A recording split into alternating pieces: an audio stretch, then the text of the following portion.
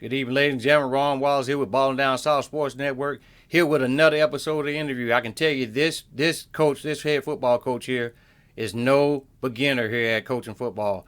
He's coached at the junior college level, the NAIA and the NCAA levels. He took Elba High School 53-12, took them to a 2A state championship. And in his first season at his new high school, he took his team to the second round of the playoffs. And I can tell you, folks, let me go ahead and bring him on. I can tell you he's a definitely good football coach. It's a sunny day outside, so I know he's probably just came off the football field. Let me introduce you to Eufaula head football coach, Rigby. How you doing today, Coach? Ron, thank you so much for having me on. You know, like I tell people all the time, if I was any better, I'd be twins. So it's a good day. How's the family, Coach, dealing with this pandemic? Everybody's good. You know, it's driven my wife nuts. You know, she's a head basketball coach at Troy University. And, I think affected her more than anyone. My oldest is at boot camp for special warfare, like the SEALs and stuff. So who knows what's going on there. My youngest just had surgery again Friday. He's here with me. That's why I ran home at lunch to make sure he ate something. And he's recouping from that. But beyond that, I just feel blessed that we've been able the last 3 weeks, we're kind of in our third week today, to be able to get our kids back on campus and kind of get some normalcy for them. And even as a coach, get some normalcy, for even as an adult, just back to what I love to do. So things are going well now. It was super boring for a long time being at work every day by myself. You can only cut the grass so many directions. And you can only clean so much. And then it just became a lot of sitting and watching YouTube all day at work. So I'm glad that the kids are back. Well, I can tell you this, Coach. Hats off to your son that's in the military. I'm a former veteran myself. I was in the Marine Corps 8 years active duty. So I know how that is dealing with some stuff like that. The Marines, they don't play. They train hard. Yeah, I appreciate your service. Thank you so much. Yes, sir. So let's get right down to it, Coach. I know a lot of people may not know exactly who you are, but the people that are listening to this interview today, go ahead and talk a little bit about yourself coming up, through high school yourself real quick, and then going to college and then coming into coaching. Well, I'm born and raised in Pensacola, Florida, went to Tate High School. From there, went and played in the Mississippi JUCO League. When I got done there, I got a blood clot, and that kind of ended football. And I've kind of still struggled with that over the years to this day. I take 2 shots a day because of it. And, got started in coaching in Louisiana, met my wife instantly, like the first week I'd moved over there back in, I believe it was 1990. And, she was a teacher and a coach also. So it was a good match, made in heaven. And, and we coached around and, from Louisiana to Mississippi, back to Louisiana. I got my first high school head coaching job at the age of 25. At Albany, Louisiana. And like I like to tell people the truth, I got the job because no one else applied for it. And that is a fact. And from there, went to Laranja High School. My wife won a few state championships in basketball there. And she always wanted to be a college coach. So we picked up with 2 little babies and moved out to Kansas in the middle of nowhere. And, to Tabor College and NAI school for her first head coaching job. And, I coached football there and did the offense. And we ended up back in Mississippi at junior college, Holmes Community College, and she was the head coach there, and I did the offense and coached there. And then we ended up in Pensacola. I ended up the head coach at my high school there, Tate, and she was at Pensacola State. Then she got the Troy job. We moved up here, and the Lord kind of opened another door where I popped up at Elba, and then now I'm over here at Eufaula. And this will be the 29th year coming up, and it's been a heck of a ride. And I missed one stop in there. We were in Mississippi. My last part when I was in Mississippi, I was at Jackson State University. We were just talking about the SWAC before we came on. And I was the offensive coordinator at Jackson State. And then we moved to Pensacola. And then we were here. And so I've had a real broad spectrum and range of coaching, a lot of different young men, been able to be in a lot of people's lives. And I've been very, very blessed. And truly – a godsend. I tell people all the time, I've never actually worked a day in my life. And I really mean that. I'm serious. There's no day where I've ever woke up and said, oh, gosh, man, I got to get up and go to work today. This is going, and that's going, this and that. Even in bad years, I've been 0-10 and 15-0. Both spectrums. There's never that day of, oh man, I don't want to go there. This is going to happen. We're going to do this. No, this hasn't been work. Wow. I've been blessed to actually live a hobby and get paid to do a hobby. So it's been awesome, Ron. It really has. It has. Man, that's a blessing. So your first season over there at Eufaula, 9-3, 4-1 in the region. You take the team to the playoffs. Coach, how did you accomplish that? Well, it was actually my second year this year, the deal, yes, sir. And the deal is number one, we actually were a 5A school playing in 6A for 2 years, and the reason being was because in the count, the 2 years prior, they counted all the virtual academy kids who don't actually even go to our school, and so what ended up happening, it was a good rallying cry as far as we were always the underdog, because we played teams 2 and 3 times our size. And with that being said, we were able to – I think we got knocked off there. Can you still hear me okay? Yeah, yes, sir, I hear you. Yeah, my phone rang there. But, we were able to always have that rally cry, have some great assistant coaches. But big thing is we're real small. Everybody outsizes us, but we got some kids who play hard-nosed football for – their town and their team and their fellow teammates. We've hit it at a good time where we've got a lot of good skill. We have, 6 skill guys on offense that all have Division I offers and multiple Division I offers. Starting with Hesshorn, our quarterback. He'll be a 3-year starter, so he's been here the whole time. He led the state in 6A in passing last year and was second, 1 through 7A in passing. He's back, and we got receivers, Rodarius Thomas and Jay Townsend and Devin Fuller, these guys, and Emmanuel Stevenson, who all have Division I offers. And they it makes it fun when you can pitch and catch and throw. Fans want to see it. I'm a run the ball guy at heart. That's why you saw that in those clips, that little double wing package, our short yardage, like right there. I'm a run the ball at heart. But we've been blessed to come at a time where there is some good skill. And if we can get the ball in space, they can make plays like what you're seeing right there. It's just been that's been it.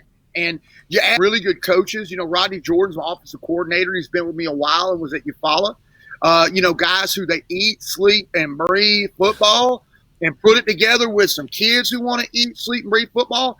It's just like yesterday. Yesterday was our off day, and I go out there to the practice field.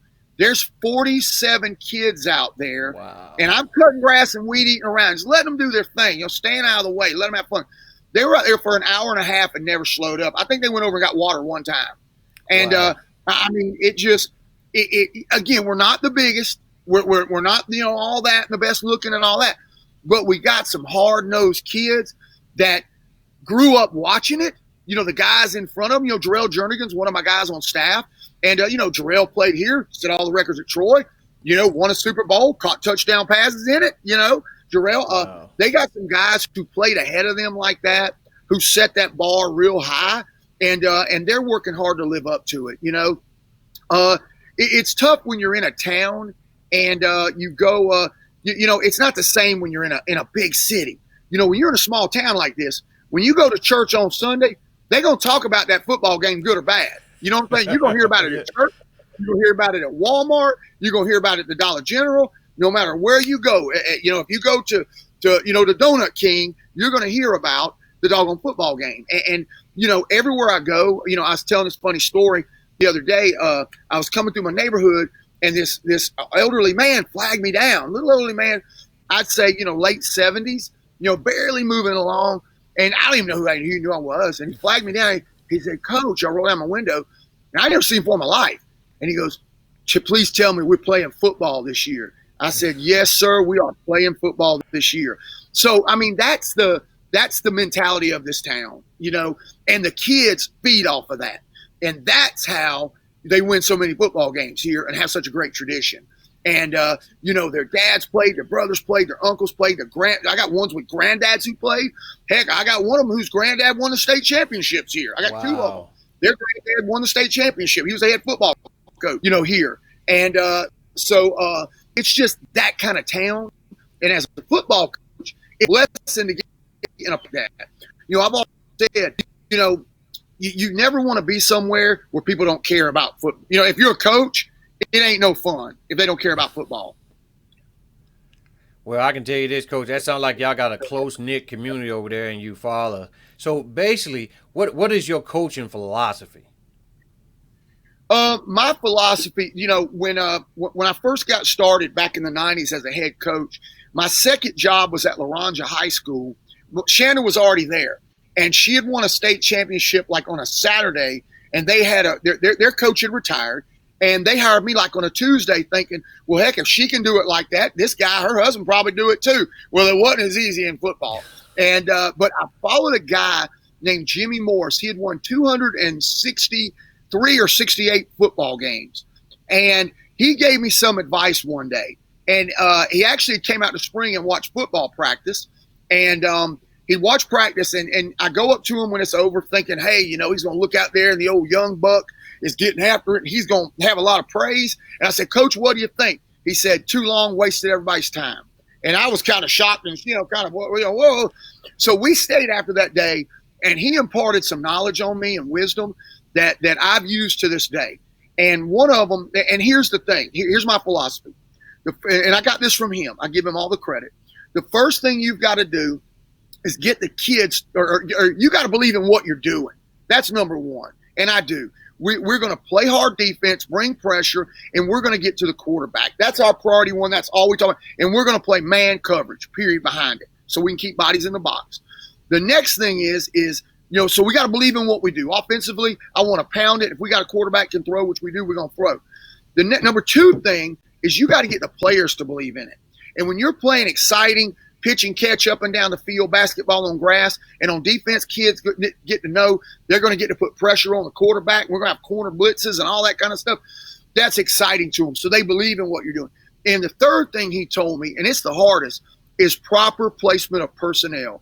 Getting the kids into the spots where they maximize their potential, which maximizes potential for the team. And that's the hard one. Getting, like right now, we've got the players. We just got to get them into the right spot. They may not be the biggest and baddest lot, but we've got what it takes. And that's the number three thing. And I got that from him. Another big thing is I don't real long. The longest practice we've had since I've been here was 1 hour and 45 minutes. And most practices, by the time we get going in season, we spend about 115, 120 on the field. That's it. We try to prep everything before where they go out there. It's like a machine. They know exactly what we're doing, and we go out there and get it done and get off the field. A football season and a football practice and a football game is like a bunch of car wrecks. It's very physical. And the thing is after you've played for and been blessed to, win a state championship and have had two, the thing is you learn that it's not a sprint, it's a marathon. And I want to keep those kids out of as many car wrecks as possible. And because again, if these licks pass in a football game, if these happen out there in your car, you'd be rolling out and handing out the business card of Alex Shinara. You know what I'm saying? Call my attorney. I've been hit. I mean, those are licks passed out there. And so I don't practice as long, and kids know that. So, it's pretty intense. But that's something I picked up, all those years ago. And that's a big part of my philosophy. Less is best when it comes to that. And have fresh legs on Friday. Have fresh legs. Because if they dead, it's worthless. It is worthless. You ain't got a chance. Whether you good or bad, you don't have a chance. So those are some things I kind of threw out there as just part of the philosophy. And, that sounds like the Coach Nick Saban approach, because he believe in, everything's organized. Get in, get out, do what you got to do, because there's no need to be there for every and a days. I mean, if they're not going to get it, they're not going to get it. That's it. And I still hear, of guys and coaches, I talk to them, people, oh, yeah, we're out there 2:45 today and blah, blah. And I'm like, by the time y'all got done with practice, I was already at the house. I was already down on the dock back there with a cane pole and some crickets by the time you ended practice, man. I mean, all work, no play makes Jack dull. You know what I'm saying? It just, and there's work that's got to be done, but it's just like right now, everybody's doing all this throwing, doing all this stuff. I mean, we're not doing that. Hey, we're working on two things. They've been off for 2.5 months. We're working on L and L, their lungs and their legs. The football will come, and the state said we could start practice a week early. We don't need a week early. You know what I'm saying? We if we start at the same time, the first game's going to be played on the same day. All that is one more week. If putting that shoulder pad and helmet on, somebody get hurt. We ain't got enough depth to get people hurt. We just don't. And especially, there's schools we play with, double our student body. And, we play Central Phoenix City to finish state champ, second ball game. Wow. We've got, 600 students. They got, 2,400 students, So, Wow. we don't have depth to get people hurt at practice. And so yeah, those are just things, like I say, we've done it that many years, and I've got to follow some great people. The guy who coached me in high school was my assistant 2 years, and for a little while, he was the winningest coach in Florida, Carl Madison. He's a legend in Florida. I got to pick his brain as a player and 2 years as my assistant. He was 76 and 77 years old, as my assistant. And I learned a lot in staying there at night. He would sit, sometimes for an hour after practice so he could kind of calm down to drive home because, we're in Pensacola there in Cantonment. He lived in Atmore. And, so it was about a 35, 40-minute drive. And for someone that age, he'd have to kind of calm down and everything. So I'd sit and pick his brain, and I've learned more from those old guys than you can ever imagine. And football ain't changed. It's still blocking and tackling. They just made some things look fancier out there. So I know, the state has come down with guidelines for this COVID-19. So what are some of the things that, Eufaula High School, Eufaula, football program has put in place for the guys? All right, great question. First thing is we set our what we were going to do off the first guidelines where you could only have like 9 players, 1 coach, but then they came back like 2 days later. Well, we had already sent it out to our kids, so we decided we were just going to stay with it. So basically what we have is this. We have our kids, we have 27 weight racks, because we have an indoor facility. And we went over to the middle school and got a few of their racks so we could get it all in one room around the walls. And basically, we have 27 kids come at a time, 7, 8, 9, and then some, come late in the afternoon. And we lift them 1 person per rack, okay? So because one of the guidelines is you got to have social distancing, 6 feet. Right. Well, if you're at a regular weight rack and you got 3 dudes lifting, everybody's got to wear a face mask. And every time someone touches her, you've got to spray it, wipe it, spray the bench, wipe it, before the next young man can lay down on it and touch the bar. So to me, that was a lot of time, that we could use for something else. And so what we did is we're doing 1 guy per rack. We're doing front squats instead of back squats. The weight's not as heavy, and you don't need that kind of spotting. We're doing incline instead of bench press. We got to worry about something falling somebody's throat because we've got the crash bars. They can adjust. They get in trouble. Boom, they lay it down, right there. We're doing the cleans off the floor, the deadlifts, things that's individual. And it's worked really, really well. They're coming in smaller numbers. We clean our hands before, we clean our hands after. We stay on them about space. We have them. So we have 27 at a time. We have 3 pods of 9. Each pod has a coach that stays with them. This pod comes in this door. This pod comes in that door, that one. This uses that restroom. That one uses that restroom. This one uses that restroom. So the kids don't cross paths, and it's really helped. I mean, we've haven't had any issues.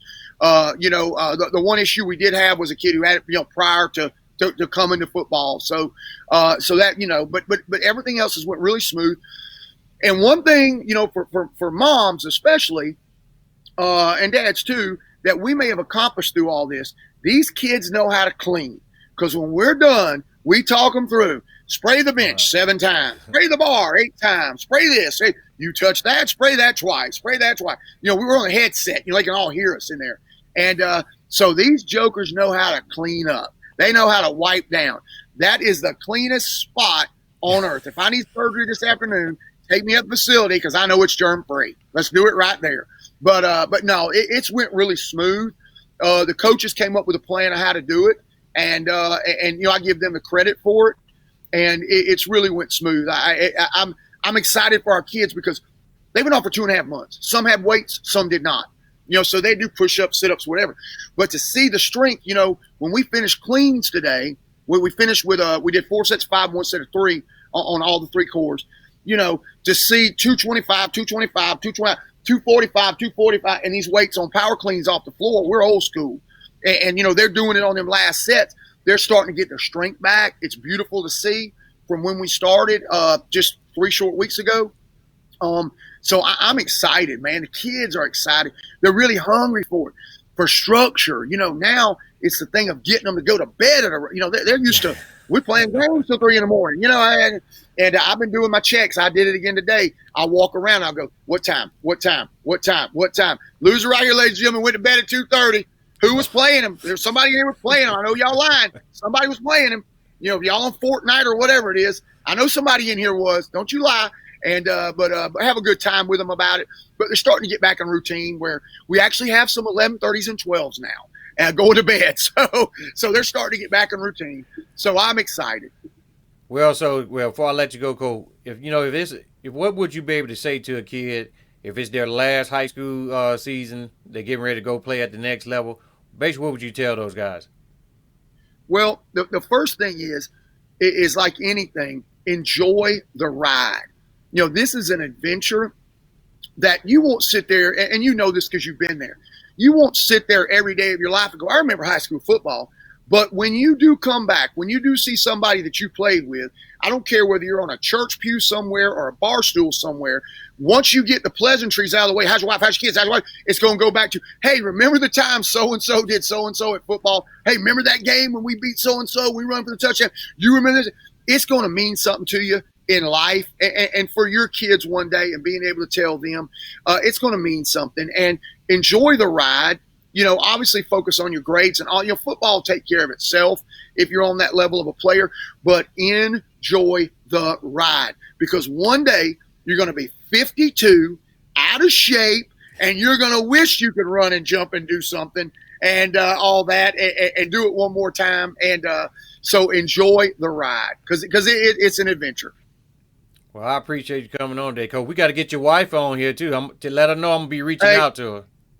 She's the real deal. I'm, as people say, they'll call like Coach Rigby, and like we'll be together, and we'll both look, and it's always the same. No, we mean the real Coach Rigby. So I just kind of group back in the corner and let her talk and do her thing. And but no, she'll be glad to do it, and she's awesome. She's actually really smart. And, so that's where the kids apparently got it from. And but Ron, thank you so much for having me today. I appreciate what you're doing. Because, I didn't look at it this morning, but I guess from our first game, I think we're around 61. We got a little clock and tick down thing, on the wall. I think we're about, 61 days out from kicking off the first game. I mean, the ball. So it's going. And here's the one thing. Let me add this real quick. We got our school calendar approved by the school board tonight. This reminds me when I was in high school. We start school on a Thursday, play our first game on Friday. Hey, wow. If that ain't football, baby, I love it. Because, them kids, everybody's going to be there at that first game. Carroll is going to we're playing at Carroll. They're going to make a dump truck load of money that night. But I love it. So, but the good thing I love is it gives a little time before school starts to actually practice a little more. And, so yeah, it's good. Anyway, I appreciate you. God bless you and everything that you're doing for these kids. All right, folks. That's Eufaula's head football coach, Rigby. Thank you for coming on the network today, Coach. Thank you so much. Thank you.